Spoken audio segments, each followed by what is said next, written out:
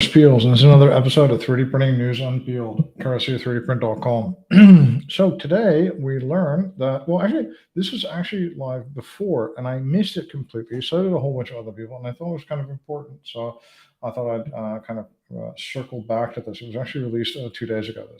So Rebose already has a contract manufacturing network. You can order parts from Rebose essentially, and it will see to it that a approved vendor using a Rebose system will make it. And Velo3D very successfully has a contract manufacturing network of companies, some of them from oil and gas and other industries, that are breaking open Velo3D's market for it through being its contract manufacturing partner for new prospects and new kind of companies. And I think it's a really important area for the business that has not seen enough investment, because there's a lot of people out there that first want to try services before buying machines. Secondly, don't have enough traction or have enough trust in these services, but instead want a real manufacturing partner. And there's the third thing is there's a group of companies out there that will never ever buy a machine. Never. They're always going to want to go to services. So building that capacity is really a force multiplier for industry and get people to adopt our technology, gets people to adopt our technology much faster. So now it's good news that EOS, the market leader in metal and polymer, Powder Fusion, has launched its own contract manufacturing network as well.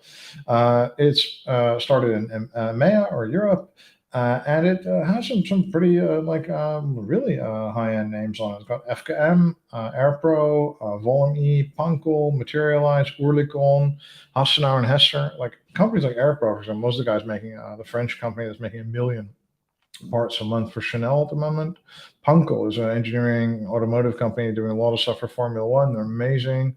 FKM is a really well-known company in the business who do a lot of really high-quality parts. And of course, Materialize, Oerlikon, already. So, pretty prestigious group of people here. And actually, kind of like the go-to people I would go get parts made as well. So good selection of people as well. The idea is these partners will deal with one part, like prototypes, to thousands of parts, series production. EOS is also going to use them to pilot new technologies. This is going to be their leading group of services that they work together. And I get, a lot of these, they go back many, many years. So that should be a nice way to cement their lead, let's say. Also, to be a part of this network, it's if you're thinking, hey, that could be something for me, it probably isn't, because I probably would have called you already. Because what you need 5 latest generation EOS systems. So that's already like a lot more than any 3D print or many 3D printing services have generally. You need to use EOS powder. You need to have ISO 9001 at least. So it's a pretty stringent little club to be a part of. They've also almost signed up collectively for Makerverse, which is also interesting. And I just think this is a good development for the industry. I think we need to have scalable manufacturing solutions. You need to be able to be an inventor and invent something and get a prototype made cost effectively to spec. And if you need 10,000 of those things or 100,000, there should be a provider that does it. And imagine how beautiful it would be if you've got a partner in Asia or that can print out everything to Japan, locally to Japan. That kind of stuff could be absolutely fantastic. So it unlocks a lot of the value in 3D printing and can really make our technology a lot more scalable, especially for those people who are never going to buy machines, who don't want to own them or don't see the point. So I think that's really, really great. Metron, which is a UK-based company that designs, makes a lot of bike components, has released its Helix stem, which is a 500-pound stem. It's made out of scalmalloy. It's 15% stiffer than regular stem would be, not much lighter. If you don't know who Metron is, they've been working on these Olympic bikes for time trials and stuff since 1992. They started 3D printing around the early 2000s. They worked extensively on the Pinarello bike that you probably saw pop by a couple of weeks ago. That was used for the world hour record type of attempt. They've also done a lot of design work on the F range, Pinarello dogmas. They've also made time trial handlebars. That's what they're really known for. They make custom geometry time trial handlebars for the best riders in the world for time trials, like Tour de France time trials, and also Olympic stuff. They also have a lot of Olympic games kind of experience. Now, this is really interesting. there's an article. This is based on an article in I think Bike Trail, something like that, really serious kind of bike weblog, and they mentioned in this article that they visited Metron, they looked at this EOS stem, and they mentioned the Olympic Games team pursuit failure. Now, this had nothing to do with the Metron. This is somebody else who decided not to work with Metron.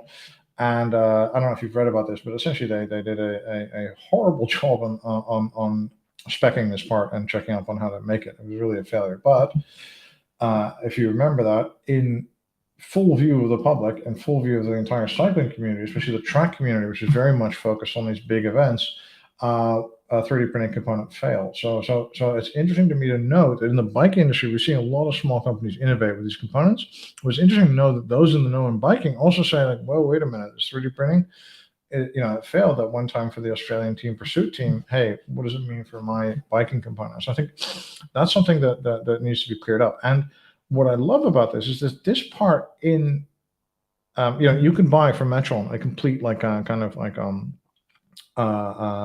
handlebar component set, and that would be like 2,500 or something like that pounds. This is 500 pounds. And the idea is really that it's a very visible additive in manufactured component. So you can show it off, you can see it, you can interact with it. That's one thing. And then the other end, what's also really obvious is that this is kind of more of a confidence-inspiring talking point kind of a thing, right? So to me, this is it's a very exciting remarketing point. Like, I think similar to what Adidas did with shoes, where it's making it very obviously 3D printed, we're all worrying about stones getting into them. In that case, it's a very obviously 3D printing component. It reinforces their leadership through 3D printing. It's kind of like a Prius effect kind of a thing. So that's why I thought this was very smart to kind of use 3D printing to build confidence around 3D printing components. So I think that was really nice. And Cycling Tips is the website, by the way. It says on the pictures from them as well. So it's absolutely wonderful cycling website if you really want to dive deep into that part of things. So the next news is about TofeeAM. Now, TofeeAM is a company. It's a British-based company. They're a spin out of, I think, ICL University. They exist, but we keep forgetting they exist because it's so specialized, I think. The company previously raised £1 million, and now it raised an additional £5 million, which I think is $4.50 in the current exchange rate. Now, it's £5 million, and this is for their software. It's kind of a generative design software that's used by a bunch of famous companies like Boeing and Rolls-Royce. We're not entirely sure how extensively they use it. It's a cloud-based software, so I would guess not too extensively. And now this round was led by Presidio Ventures, East Innovate, with IQ Capital, XORC, Type 1 Ventures, and Excelis.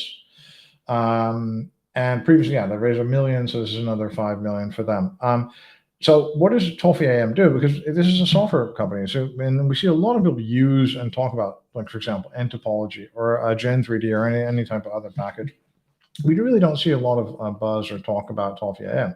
So what is TofeeAM? It's multi-physics generative design software. So the idea is that you input the constraints, essentially, or you input what kind of part you want, and this software will help you design the optimal part within those constraints. So it'll maximize the part performance given what you need from that part and given what can be done. So this, think about, so this is a completely different way of designing things, really.